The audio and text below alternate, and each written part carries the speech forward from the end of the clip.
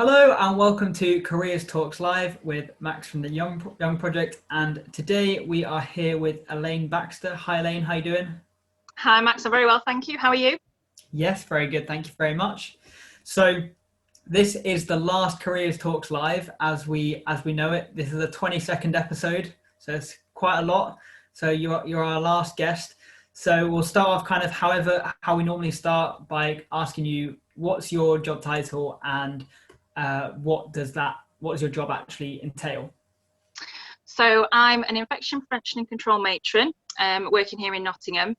And basically what that means is I work within a team, a multidisciplinary team. So we've got nurses, I myself am a midwife, doctors, pharmacists, and we all work together to try to manage patients who have infections in our hospital and to stop other patients from getting those infections. So my role is really varied, from going out on the wards and speaking to patients, speaking to staff about what they need to do for patients, through to managing outbreaks of infection, which is really interesting, writing policies and guidance, try and help staff. And yeah, it's a really varied role. And no 2 days are ever the same, which is really good for me because I like challenge, I like things to be different. So yeah, for me it works really well. The NHS is a perfect company for challenge and never the same, isn't it? You never know what you're going to get. It's Definitely. interesting that you work in infection because when I saw that, I thought it was like something to do with COVID stuff. But is it just kind of all types of infection, or is there like a particular type? Or No, so we mainly focus on infections that people get in hospital. So the ones that you've probably heard of are MRSA, which is an infection that can live on people's skin. C. diff, Clostridium difficile, which was in the papers in a big way about a decade ago, which causes patients to have diarrhea. And then seasonal things, so flu, patients are in hospital with influenza, and obviously the big one at the minute, COVID-19. So we have our sort of day-to-day work, which is dealing with sort of the more routine infections.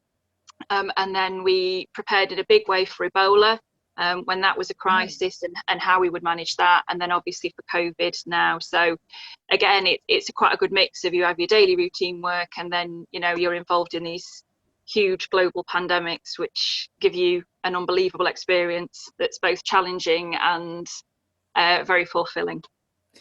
I would have never expected someone to say that sort of thing about COVID, but obviously it works for you in a good way, and I presume you would have learned a lot because it's something that you wouldn't have experienced before. Like it's a completely kind of new illness that is throws up a whole set of challenges, no doubt, and you have to kind of react in a completely new way.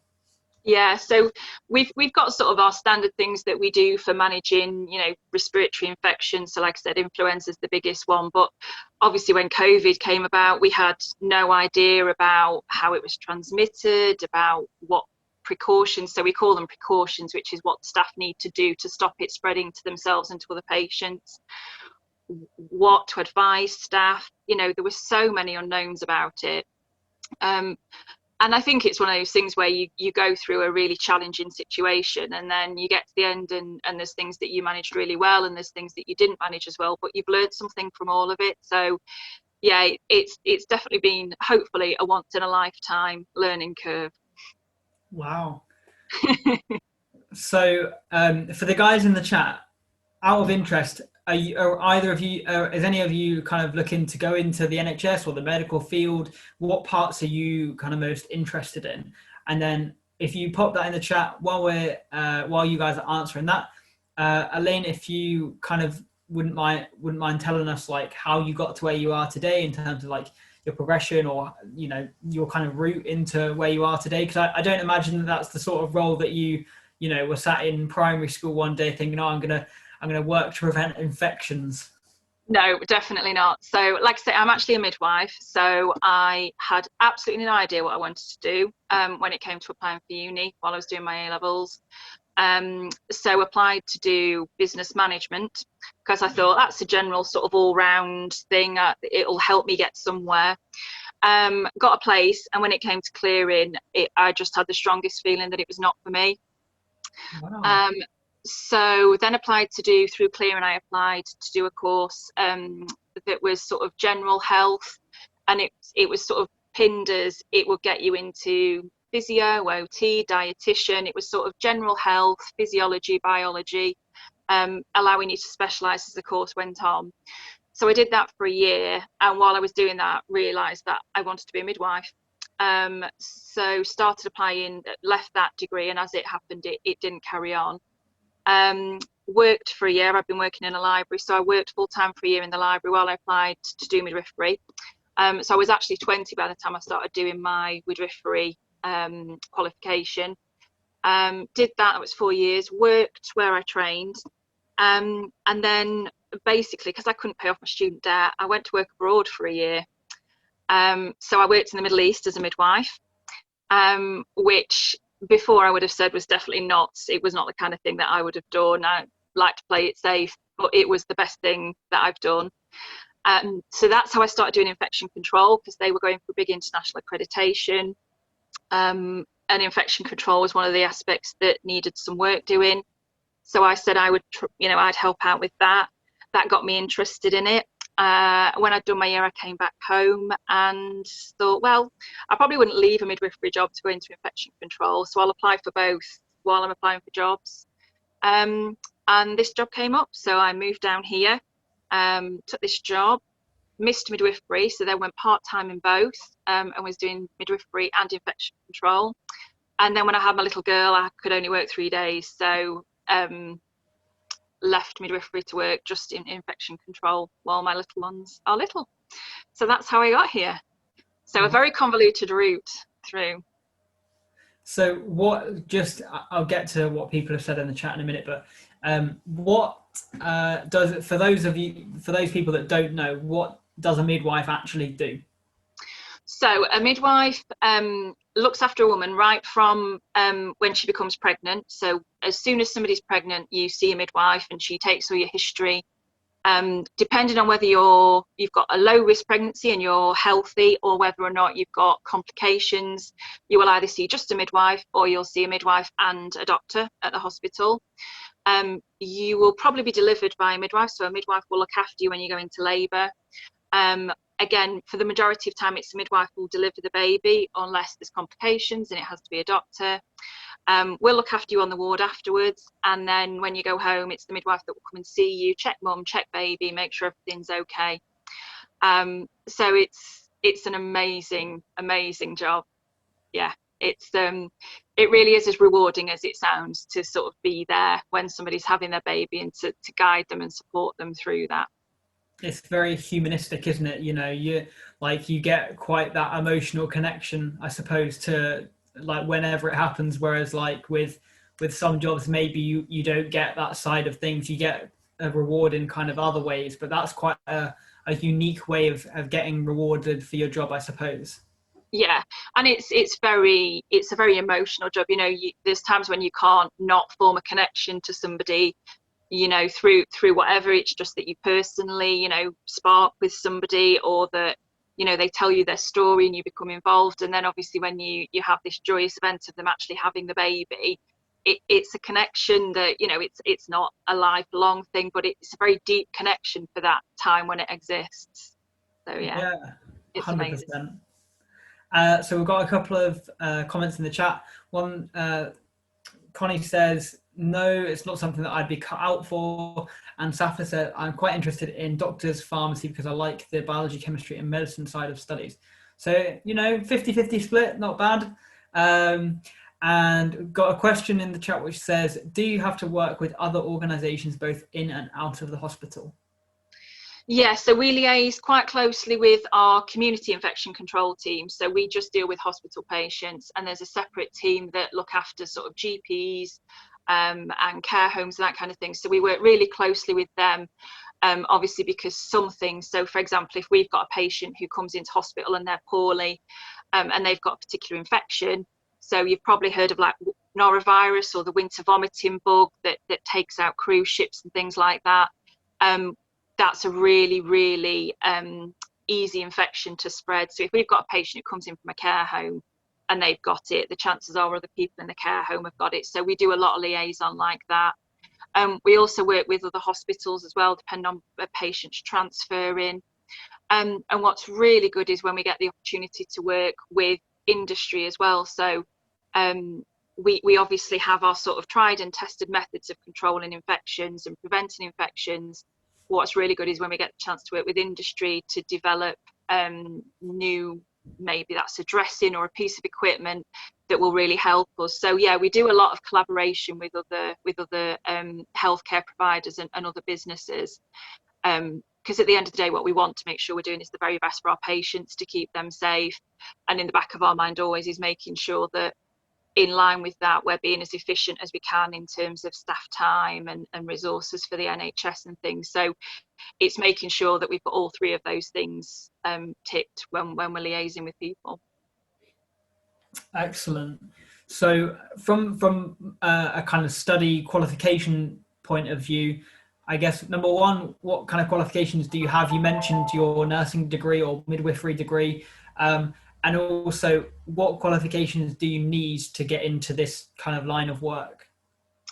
So it really depends on what sort of aspect of health you're interested in. So I think there's so many things within the NHS that people don't really think about. So, you know, biomedical scientists, that's a route in within itself. So that's people who work in the labs, and when samples get sent to them, blood samples or samples of someone's wee, they're looking at those to see, are there bugs growing in those samples, which is a key part of the work within the hospital. So there's sort of that very scientific side of it. And then we have sort of nurses who specialise in end-of-life care, so patients who are unfortunately dying. And that's a very different aspect in terms of giving that more emotional support to both the patient, the family and the staff. And then obviously we've got healthcare assistants, we've got nurses, we've got doctors, we've got pharmacists, we've got OTs, we've got physios. So there's a huge sort of range of specialties that you could go into. What's really interesting in nursing at the minute is that they're really changing sort of how you get into nursing. So I've got my degree in midwifery, and just through the route I've taken, I then have got a master's in research. Before that, I did my GCSEs and my A-levels and got B's and C's in those. So we're not an A-grade student, and, you know, just fairly middle of the road. But what's happening with nursing at the minute is you can now do, so we've got healthcare assistants, so they aren't nurses. So healthcare assistants, they work on the wards and do very clinical care. So making sure that patients are washed, that they've had their obs done, supporting patients with nutrition and hydration, supporting the nursing staff, but they aren't a registered member of staff, so they can't give out medications, and there's certain things that they can't do. So from being a healthcare assistant, you can then go on to be a nurse associate, and basically what that means is that you sort of train on the job, and it's sort of a bridge between being a healthcare assistant and a nurse. And you have the option to become a nurse as part of that pathway. The other thing which is fairly new is apprenticeships. So you can do a nursing apprenticeship and get apprenticeship funding for that. And at the end of that, you will be a registered nurse. So there's a lot of different ways. You know, a lot of people think, well, I don't want to do a degree to become a nurse. I've not got that academic side. So it's really good that they're opening it up to say, you know, we recognise that you do have to learn about the body, you do have to know your physiology and your biology and understand all the different mechanisms that make the human body work and also then affect the function of it to work. But that it's not just degree entry anymore. So there's lots of different routes. And if anybody's interested, on the Trust website, if you go on the Trust website and click on the careers and development bit, there's loads of things there about apprenticeships, volunteering, doing work experience, so that, you know, you might come into the hospital and spend, you know, half a day somewhere, but through that you find out about another area which is actually what you're really, really interested in. And like I say, there's such variety, even things, you know, we have an audit department, we have an IT department, you know, there's a huge range within the NHS that you can work in. So it's not just that, oh, I'm going to be a nurse. There must be like hundreds of jobs within the NHS as well, because like it is nationwide. So like, I guess the good thing about that is that wherever you're located, well, obviously within reason, you're probably going to have an NHS available to you. Yeah. So did you say it was the NHS Trust website for that sort of stuff? Yes, if you go on, it's the Nottingham University Hospital's public website, and then there's a tab at the top that says careers and development, and under there's all the different tabs about the apprenticeships, volunteering, work experience, job opportunities that we have at the minute. So that'll give people more information if it's something they, even if you want to strike it off the list of things that you want to do.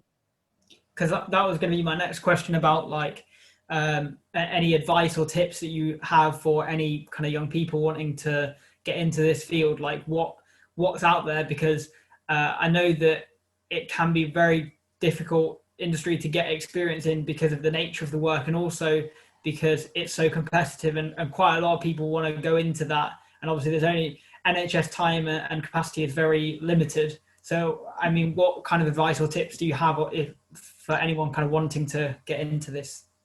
What I would say is don't be too rigid on what it is that you want to do. So if you have a sort of a set idea about, this is the career I want, be flexible. I never imagined that I would end up working in infection control, but it was just something I tried, and it fitted and it appealed to me in terms of the very varied role that it offers. So if you get the opportunity to do work experience or to have a placement in a particular area, don't rule it out, because it might be a way in. So don't be too rigid would be one thing I would say. And the other thing I would say is really think about what it is that you want from it. So with the best will in the world, nursing isn't really a sexy job. We don't get it can be rough at times, and I think for people it's about recognizing that there are times when it will be tough, and how you're going to deal with that resilience. Because if you've got 20 people sat in front of you, and they're all talking about wanting to pursue a career in healthcare, whichever aspect that is, if you've got somebody who can say, well, I know that it won't always be a walk in the park, or I've thought about the particular aspect that I would like to do, or I think that my skill set would allow me to do. So I think it's about giving it that bit of detail behind it, that you've actually considered the full role, rather than just going for, well, I want to be this, and that's it. So they're the two things I would probably say. Excellent. I think those are some really good tips. So we kind of covered this earlier, but again, it can be a difficult question to answer. What does a typical day look like for you? Because I mean, I know at the moment you're kind of in a slightly different position to maybe where you normally would be. And definitely, I'd imagine that there is no such thing as a typical day, especially in your line of work. But I mean, I'll open the question up to you, however you want to answer that. So in terms of, it's probably easiest to sort of say over a week what we do. So the main chunk of what we do is making sure that staff know what they're doing in terms of managing patients with infections. So a lot of that is spending time on the wards, talking to the staff, documenting things in the medical notes, speaking to patients so they understand what we're doing means for them, what it means for them in terms of visitors and discharges and those kind of things. So that's a big chunk, is interacting with both our patients and our clinical teams to make sure they know what they need to do. Education is a big part of what we do. So we did do a lot of face-to-face teaching for a variety of groups, be that more specialist infection control training for people who attend specific infection control study days, or general infection control training for the whole trust, because everybody sort of has to have a minimum standard. And that's to a variety of people. It's to doctors, it's to nurses, midwives, healthcare assistants, physios, everybody. We do quite a lot of audits, so that's basically spending time on clinical areas, looking if what they're doing is what they should be doing. So we'll have a standard, and we spend time with them and say, is this what we're achieving? And that can be in response to a concern that we've got, or it can be in response to a new initiative. So for example, when a new set of standards come out from the government. So education and audit are a big part of what we do. Obviously at the minute, in terms of COVID, a lot of what we're doing is now looking at how services restart safely.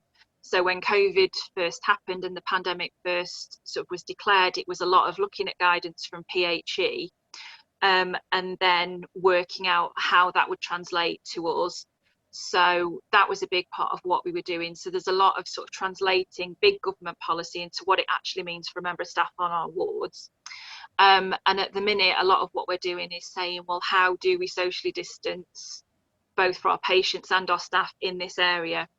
So yeah, it is really varied. But that, for me, that's what makes it so interesting, because you have this variety and you have your sort of day-to-day work that you know like the back of your hand, and could do, you know, sleepwalking, and then you go into a pandemic and you are literally feeling your way through the darkness. So yeah, it works for me. And I think that must be quite a challenging part of the role, just like translating some of the government literature into a more manageable format, because some of it's so long and wordy, and you know, even that must take up quite a lot of valuable time.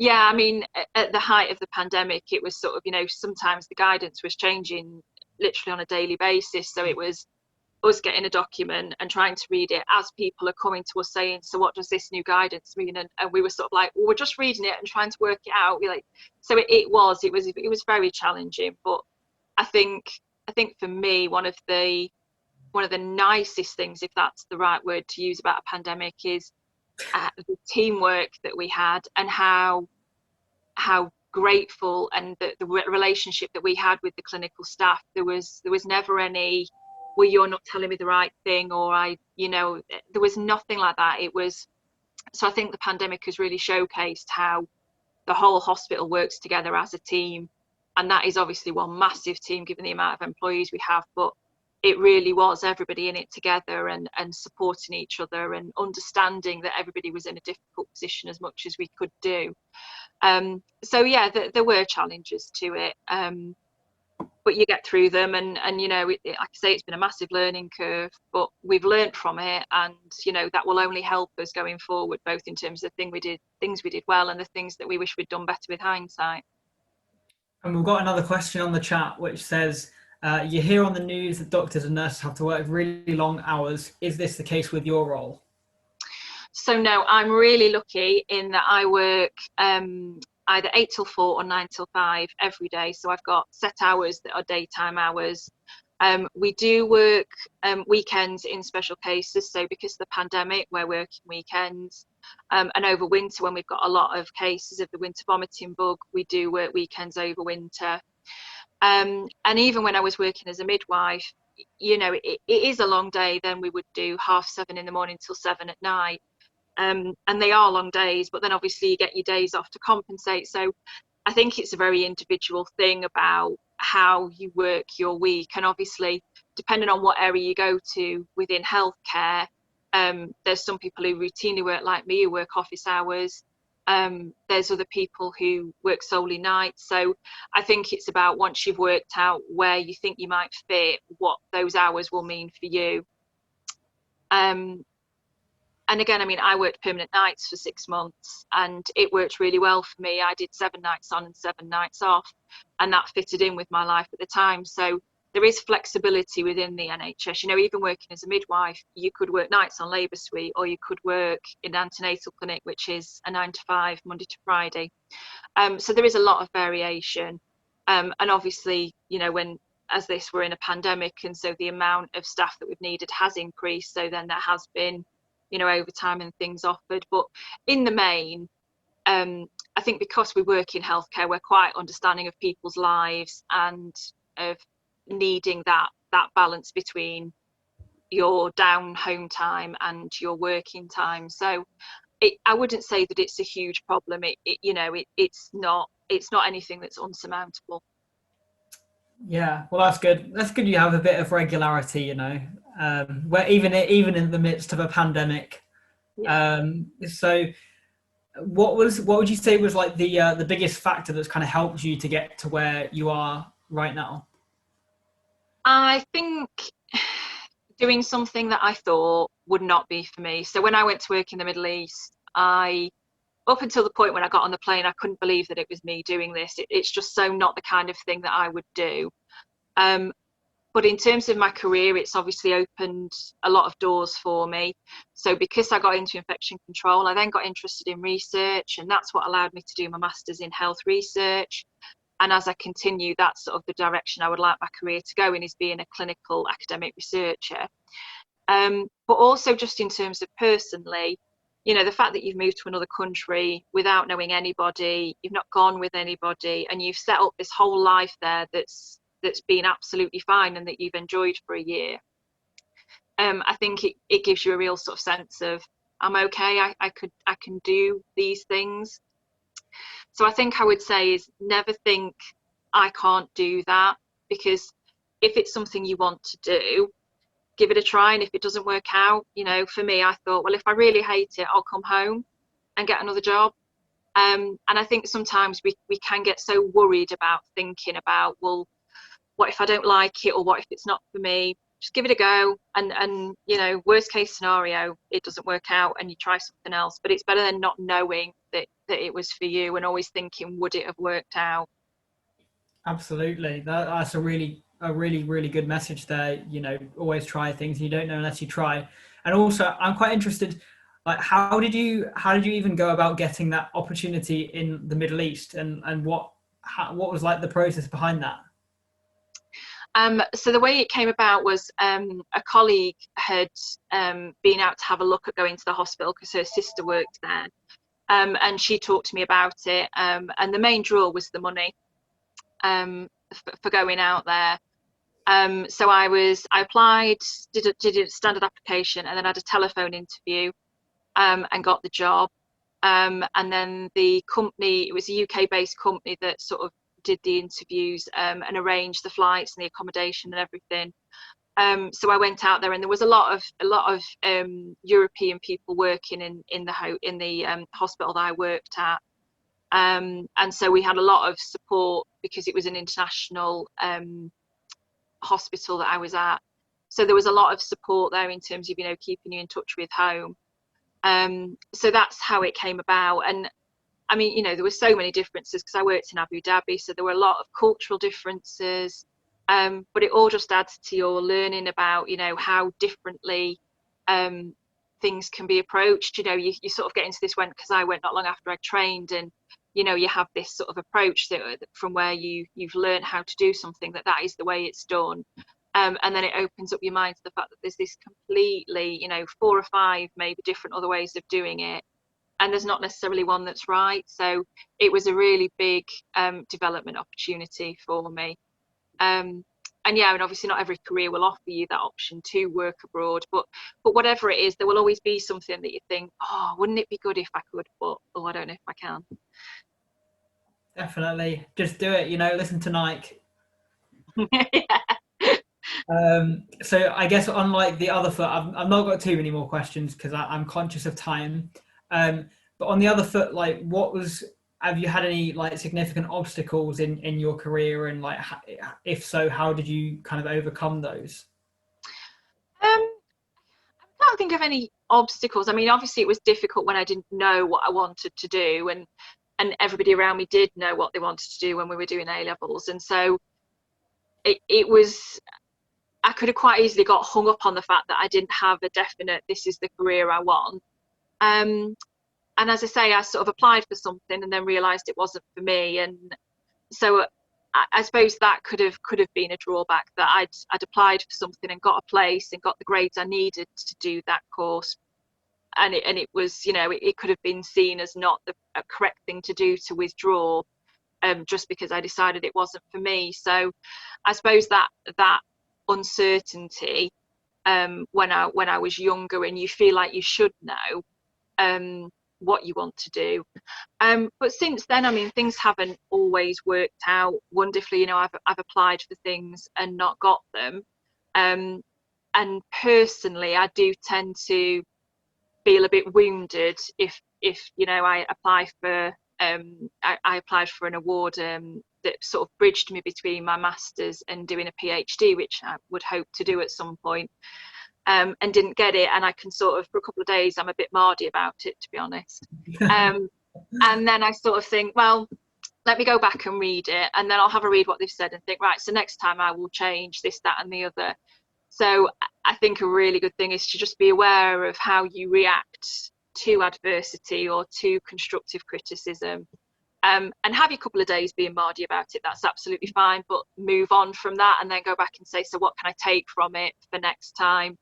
And it's a natural human response to feel, wounded and, when something doesn't go your way. But I think it's about having that resilience to then take the best bits and push on through and move on. Definitely. And I think that leads on to my next question, which is like, if you had to change anything, what would you change? I don't think there's anything that I would change, because I think if it hadn't worked out the way, if I'd have known that I wanted to be a midwife and I'd have gone to uni when I was 18 instead of 20 to do my midwifery degree, I wouldn't have trained with the people I trained with. I wouldn't have met the people who I met. I wouldn't have gone to the Middle East. I then wouldn't have done infection control. I wouldn't have ended up here. I wouldn't have done my master's. So I kind of think there's nothing that I wish would have been done differently. I'm sure at the time there are things that I think, oh, I wish that hadn't have happened. But like I say, I think you could drive yourself crazy thinking, oh, I wish that had been different, or I wish I'd done that like that. And very much as I've got older, my attitude is, hindsight is amazing, but I didn't have it at the time. So, learn from it, take what you can, and do better next time. So I don't really think there's anything. I think it's all shaped where I am now. Yeah, definitely. Completely would have altered your course of life and where you ended up. Yeah. So yeah, that's a really important message. And then the last question that I have for you, and obviously if anyone else has questions, then put them in the chat and we'll get them answered. What is the most important lesson that you've learned so far? Be flexible. Don't be too rigid about what you want to do or how you want to get there, or how you think it's going to look. If you get an opportunity, I think a lot of the time, in your gut if it's the right thing to do. If you're offered a job, whether it's the job that you want to do. If you're offered, a training scholarship or whatever, I think a lot of the time we know in our gut what's right for us, and then we spend a couple of days going over the pros and the cons and should we, shouldn't we, but we know inside if it's right for us. And so I would say, even if you don't think it's going to be for you, go with your gut, give things a try. And don't be too rigid or disheartened if things don't go exactly how you thought they would be, because the chances are you're going to get something equally as great out of it. Perfect. But just want to say that for anyone watching on YouTube, thank you very much to Elaine for coming on. Really appreciate your time. If you want to check out any of the other videos, you can click the playlist down below, check out all of our socials. I'll also put a link to the NHS Trust, the Nottingham University Hospitals Trust down there, so you can check out all of the opportunities that Elaine's spoken about. And hopefully we'll see you in the next one. Like, comment, subscribe and all that stuff.